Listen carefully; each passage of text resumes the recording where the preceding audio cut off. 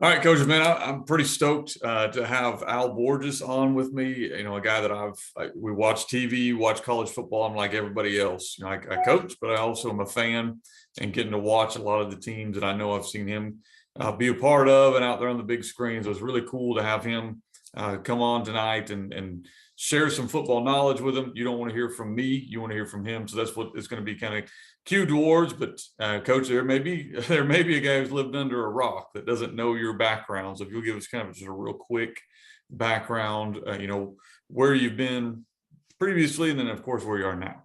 Yeah, I think it's important to start that for them to understand that I was originally a high school coach. Okay, and I started kind of put the cart before the horse a little bit. I started coaching high school ball when I was still in college. Realizing at about 19 years old that I had no NFL future and no future in Major League Baseball, I decided to pursue my chosen profession at a very young age. But I coached high school ball for 7 years, and I learned how to grassroots coaching high school ball. I mean, I really did. You had to coach everybody. You had to, issue the uniforms and tape the guys and do all this stuff I never had to do later on. But I learned a hell of a lot about football, and I got under a really good high school coach. Was a wishbone guy, ran a wishbone, but I learned more football. God, he was a good coach. And I got a break when I was, I think I was 20 something years old. I got out of college and I went as a part-time assistant to University of California when Joe Cap was the coach back in 1982.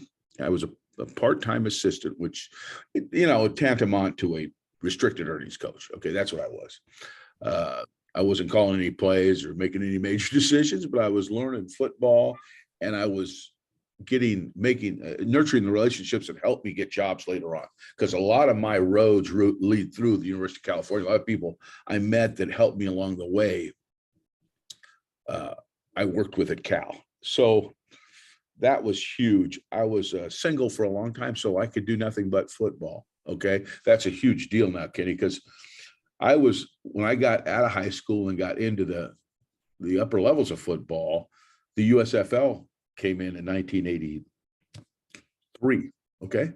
So I coached at Cal in 82. I left Cal. They went to 9 assistants from 8 assistants, but I didn't get the job. Oh God, I was distraught. But I met a guy at Cal that got a junior college job, and he hired me at the JC. So I went to the JC. I coached at the JC during the fall. And in the USFL, I worked on defense with Ron Lynn, who was the defense coordinator of the Oakland Invaders. So get this now, this will kill you. In 52 weeks, I was involved in 33 football games a season. Okay. Half of them on defense and half of them on offense. I had learned so much football.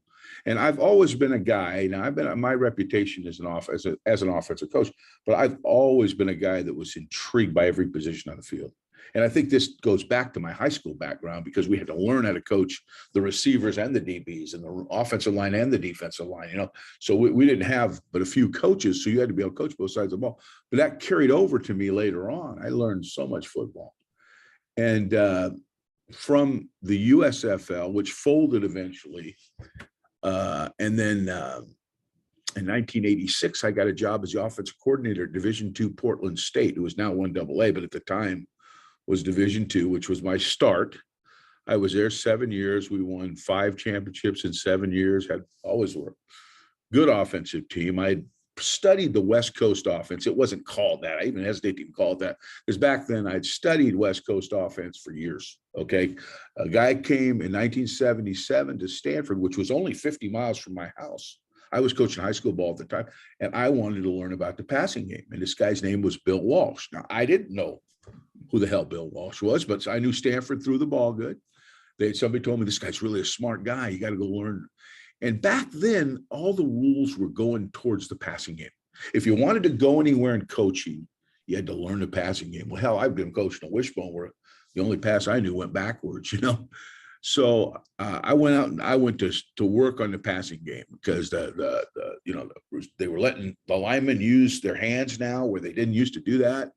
in the pro ball, you couldn't chuck them beyond 5 yards. They didn't used to do that. So everything's going to the passing game. So I said, I'm going to learn the passing game. So I went to Stanford and I started studying this offense, which when you've been running the wishbone, you may as well be studying hieroglyphics because it was so far beyond what I could ever conceive. It took me a long time to start grasping exactly what it was all about. But I just kept going back. And then he got the 49er job and I started going to the 49ers. And by 1986, I had basically learned what is now called the West Coast offense.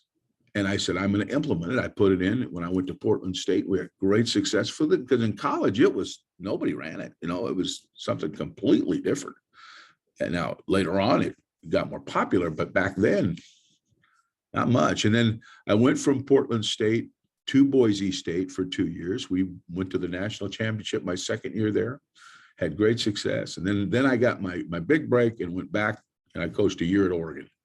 I was at Oregon for a year. We were 9-3, led the Pac-10 in passing, number 2 in total offense.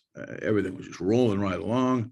But I decided I wanted to coach in the NFL. And I thought the best way to do that was to coach at a high-profile school like UCLA. So I left, much to the dismay of Mike Bellotti, who got really mad at me for leaving. But I left and went to UCLA, and I coached there 5 years. We had the best offense in the country for two of the 5. We could run it, we could pass it. We were scoring 40 points without up-tempo offense. There were up-tempo offense. That isn't so uncommon anymore. But in 1997 and 98, just weren't many teams scoring 40 points, and there wasn't much up-tempo offense back then. So it was unusual, but we did really well, won 2 Pac-10 championships. So I was on a fast track to really to achieve my goals. But I kind of shifted gears and decided I wanted to get in the driver's seat and be the head coach. So I went to Cal. I left UCLA to go to Cal, and the whole thing blew up.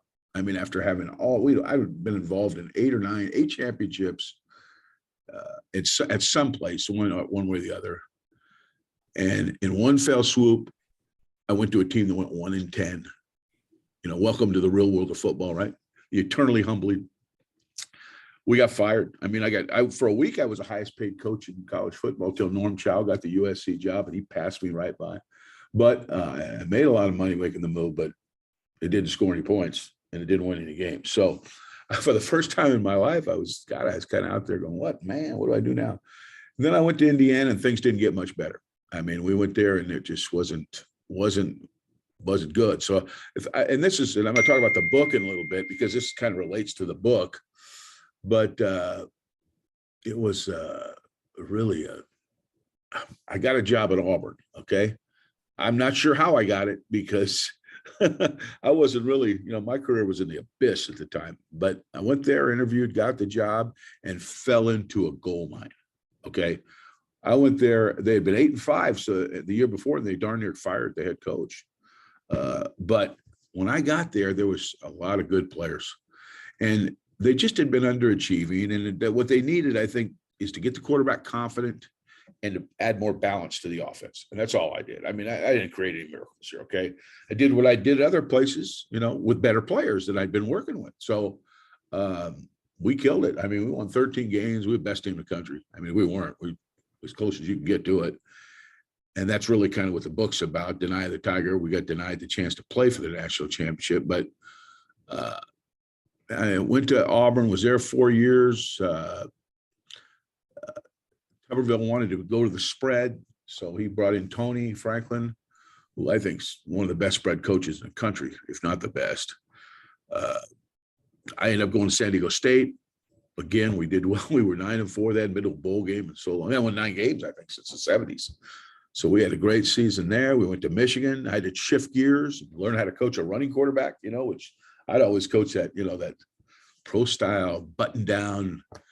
So, but that was good. He was a damn good running quarterback. Denard Robinson was a really good player. And then I've closed out my career at San Jose State and UTSA. But that kind of runs it down.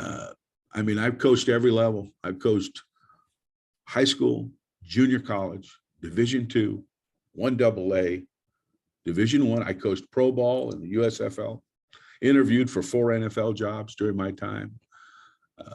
And I've been involved in conference championships in 4 different conferences. So I retired in 18 with no regrets. You know, I said, wait, you want to be a head coach? I said, yeah, I guess I did for a while. I interviewed for six head coaching jobs, but I guess I wasn't a very good interview.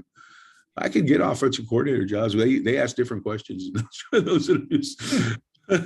But that's kind of my story. I'm a guy that's very unlikely to have been where I was. I didn't play college football. I played a little JC ball. I was a good high school player, but I just busted my tail and made the right moves and didn't make anybody mad, didn't burn many bridges, and kept studying and studying and studying football to where, you know, people could relate to me. I get name recognition that I never had. You know, I was just a slap. I wasn't out there. I'm nobody, but I had to build my reputation to where I could get jobs based on where I'd been and what I'd done.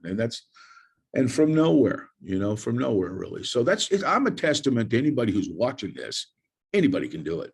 It's just a matter of, staying focused, not making people mad, doing your job, and you can get it done. I mean, it's not, I always said this, coaching high school football 7 years, I think 99% of high school coaches could coach college in a minute. The only thing keeps high school coaches from coaching college is they're not sure they can. And I say, if you don't think you can coach college football, you're right, you can't. But if you think you can, and you can apply the same things you do to the kids you coach now, to the college kids, there's no reason why you can't. You just need a break. I got a break. Yeah, no, that's Coach. That's why I wanted you on. I had done some little studying, obviously when I kind of saw in our Facebook group, you're dropping some heat waves. By the way, if you're not in the Offensive Coordinator Academy Facebook group, Coach is dropping some great knowledge and just his little posts. I can't imagine how great the book is going to be as well. But I just jotted down a couple of questions for you, Coach. Pretty simple for tonight, and guys that are in the academy, we're going to be having more in depth with Coach kind of on a later one as well. But so you mentioned this early on, and I wrote it down, and then you mentioned it right at the end. You talked about getting jobs. A lot of times is about relationships. Mm-hmm. So young coach, let's say we've got a 20-year-old, or who knows, maybe a young 30-year-old for they're young for me. They're looking to move up and they want to do, and they have the drive and they're willing to. Maybe a couple quick tips that may help them advance their career. Yeah. First thing, you want to position yourself around coaches that can help you. That's number one. I was talking in depth about this on another podcast with Tony Franklin, and Tony's hit it dead on, man. He says, if you got a great player, that helps, they come to your school, but sometimes you don't have that. If you've got the right last name, that really helps. That might be the best one. But the best way to do it really is to just get around anytime you can people that can help you, and then show them what you're capable of doing. And Tony used the example of camps, and could I relate to that? Because when I was at Michigan, I'm going to use that example, but this is any camp really. Michigan, we had this monster camp. I mean, 1,600 kids. We were a machine, but we had to hire a lot of coaches, right? And we'd hire a few college coaches, but we'd hire mostly high school coaches. And they'd work with you. I'd have, maybe 10 guys in my room, and I just coordinate them. Okay, you take station 6. You've done this. I mean, you take station 6. I want you to work on footwork, 3-step drop, or I want you to work on another station 5. I want you to work on pocket movement. Okay, this station, I want you to work on play pass. And, and then I'd give them some basic components to coach, and then give them a little latitude to teach what they know too, So, but when it was over, our coaching staff would get together. Okay. And we, first thing you're going to say is, well, you went over all the players. I said, we went over about 10 players. Okay. They weren't, and of the 10, 5 of them we might have recruited, maybe less. Okay.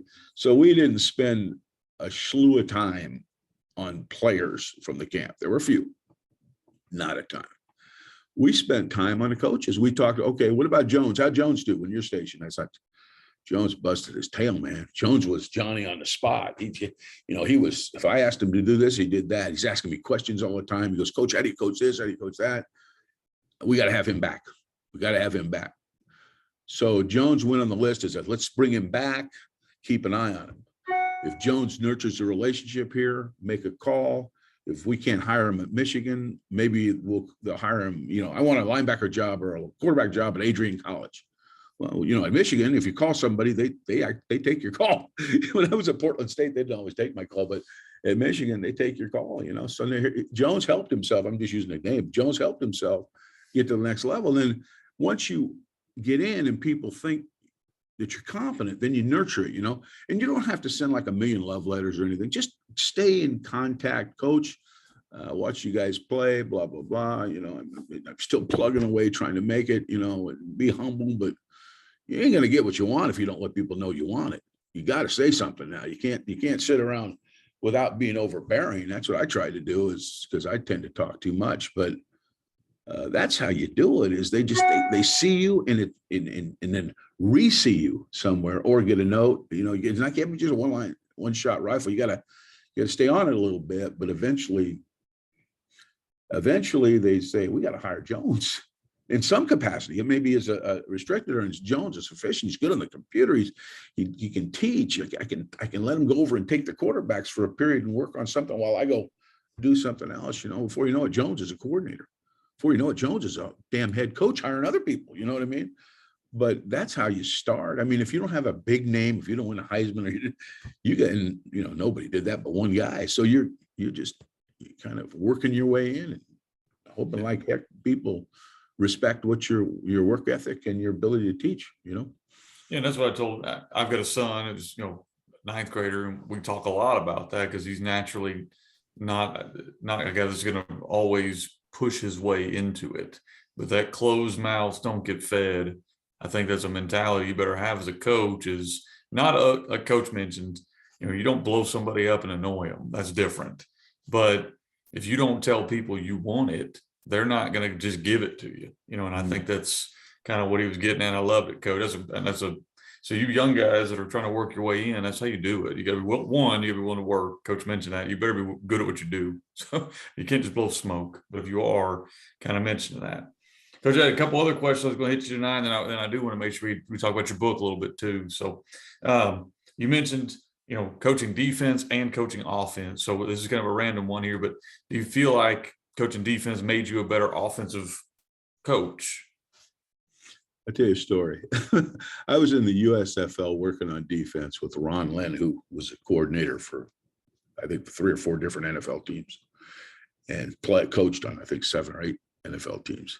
Ron was brilliant. But every time those defensive coaches would cuss at something the offense was doing, like shifting the tight ends or motioning the guy through, or putting 3 the wide receivers in the tight end on the same side, moving to one back, I'd write it down. Every time they said, "Oh God, I hate it." I'd ask them, "What's the hardest thing to deal with?" And I was on defense, so they tell me, and I figure it out after a while, because, but I learned so much about what puts defenses in a bind back then, particularly. Okay, coaching defense, and then also listening to how they play techniques. Because if you talk to a defensive coach on how to play quarters coverage, you can get 5 different versions of how to play quarters coverage. How do you play the corners? You play them inside, play them outside.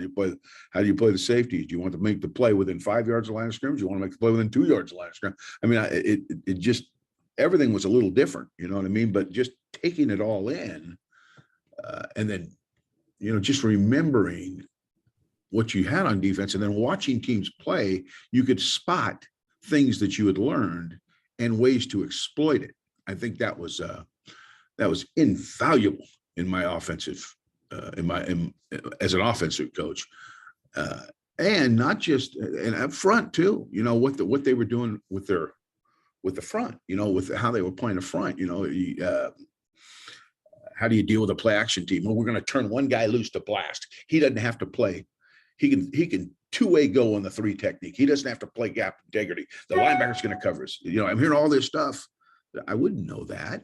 I wouldn't know that if I was just on offense. I mean, I could draw conclusions that weren't, you know what I mean? Just something that simple, Are we going to play the nose guard back door? Or are we going to fast play the nose guard and have the weak inside linebacker play that gap? And then the next guy would say, okay, we're going to play fast. We're going to inside arm. The linebacker would come up on an isolation play. Well, they're going to inside arm it. No, we're going to outside arm it and spill it to the safety.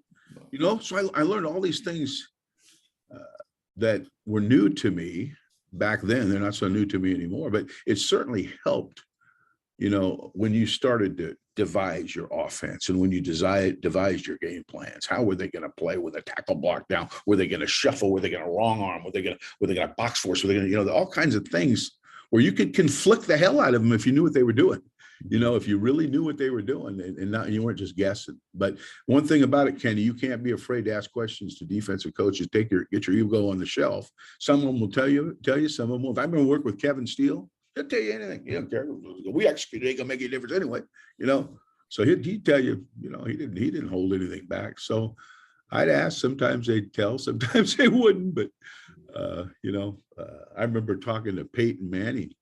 Peyton said, I used to go to the Pro Bowl and go get the linebackers and the other team liquored up, so they tell me what their techniques were. Only Peyton would do that, right? Only. Well, that's it, man. Like you said, I think it's invaluable. I started as a DC as well, and that made me, I think, so much better at calling plays. I knew what I was doing. Yeah. Last one, I'm gonna get you, Coach, and I want to talk about your book a little bit and kind of let you share a little bit about your book. But you mentioned coach at the high school level, coach at the D2, D3 level, and then of course as you worked up, and a lot of times even at the high school level now, if you're blessed enough to get what most people consider a good job, like at a big school, you kind of get into that where you're only coaching maybe one position. Maybe you were a really good quarterback coach, then you go from that to being an OC, then being a head coach. Tell us about a little bit about, kind of coaching at the smaller level where you're having to know every position and the value in, what a guard does, and what an X receiver does, and what, because I think you kind of hinted that you thought that was very valuable to you. So maybe a couple of tips on that. And it gives you a little more empathy for the guys that coach that position when you're later in your career. Some of the concerns. I remember when I was in high school, I coached the offensive line one year, and it really made me understand, or helped me understand, you got to coach 5 guys. I didn't have any help with me. There's 5 guys, and got to make sure they know what they're doing and they're working in concert. And that was a real experience now. I mean, I had to learn all the techniques, fix all the mistakes during the game, and coach them again after the game. And I never coached the offensive line before or after that. But boy, I tell you what, the guy that did coach the offensive line, I was very empathetic to his issues, because it ain't easy to do. That's a tough position to coach, because a lot of stuff can go wrong. And it didn't, and when it does, they get blamed for a lot of stuff. And a lot of times it's not their fault.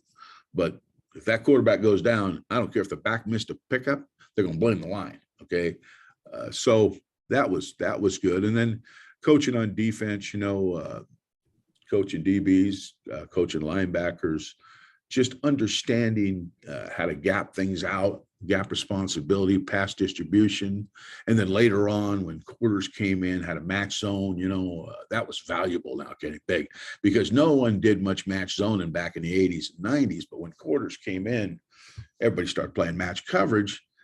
And which is, it's a lot of coaching, but if you got it down, you can get good at it. But you got to figure out offensively now how you're going to deal with it when they're good at it. What gives them the most issues in match? You know what I mean? What gives them the most issues on the back end and quarters? I mean, how can we conflict their safeties? How can we pull people out and single up our wide receivers? What's our route structure for that? So many things. I mean, I don't even know. There's enough time in the day for me to go over all the things that I studied being on defense or being in high school that had carryover later on. Yeah.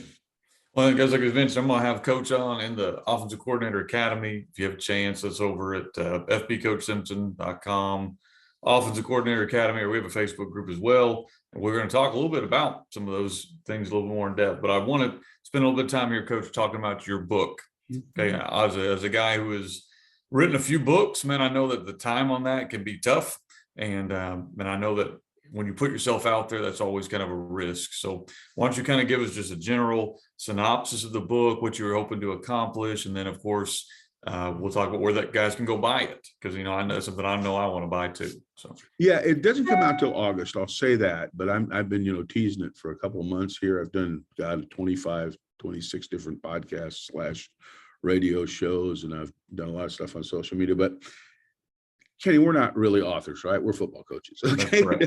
That's what we are. Okay. So when I put this thing together, first of all, I went to Auburn to take my kid to the Iron Bowl because he wants to go to Auburn. Okay. 17 years old.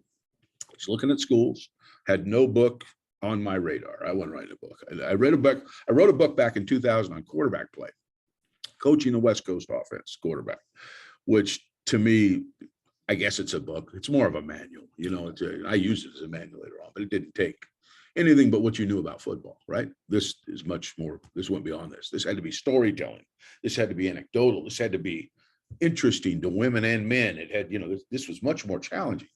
So when I came back, when I went to Auburn, I got received like I left Auburn yesterday. I mean, it was 18 years since the 2004 season, but the fans, it was like yesterday. And when I got home, I said, Doc, I got to do something for the fans.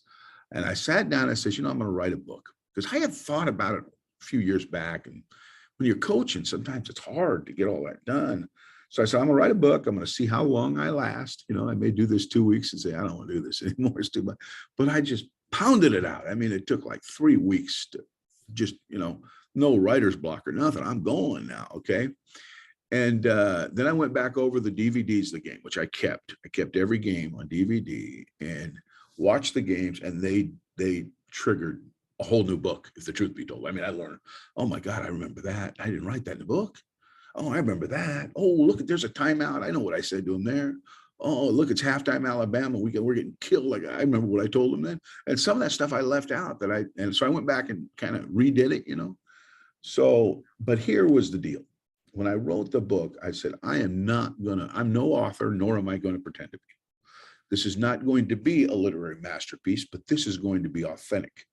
So I said, I told the editor, I'm going to write this like a football coach, not like Ernest Hemingway. Okay. So don't edit out any of the stuff. I mean, fix the grammar, fix the sentence structure. I mean, don't make me look like a moron, but do not edit out anything that I said. So it's a little PG, sometimes maybe a little R at times, I said what I said in the book. That's to the best of my recollection anyway. And I tell the stories from the time I was hired, which is, if you remember, after Jetgate, when they darn near fired Tuberville, I came in and caught the residuals of that. Now, I wasn't there at the time, but oh my goodness, the scars from that, and I talk about that, dealing with that, getting to know Pat Dye, who had kind of been pushed out of it.